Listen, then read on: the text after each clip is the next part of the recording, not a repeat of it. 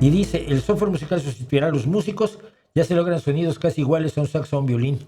Se pueden lograr sonidos idénticos. Se pueden componer canciones y letras. Y para mí sigue siendo como practicar el sexo con una muñeca de plástico. Porque no tiene la característica fundamental que me interesa a mí. Las emociones humanas.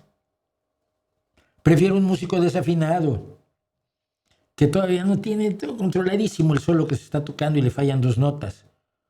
Como dijo Beethoven, fallar una nota es irrelevante, tocar sin emoción es imperdonable.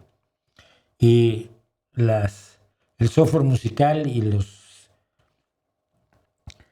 todas las simulaciones que puedes hacer, ya sea con una caja de ritmos de hace 30 años o con la inteligencia artificial más avanzada y con Suno y demás, va a carecer de eso. ¿Qué es lo que le da valor a la música? La música no son notas, no son acordes, no son tiempos. La música no es una sucesión de sonidos y silencios como te cuentan. La música es una expresión de la emoción humana, de la calidad humana, de la vida humana, de las vivencias humanas.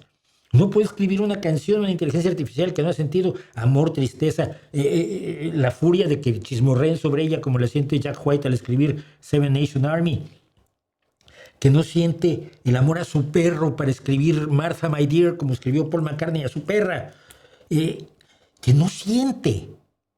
Eso no es música.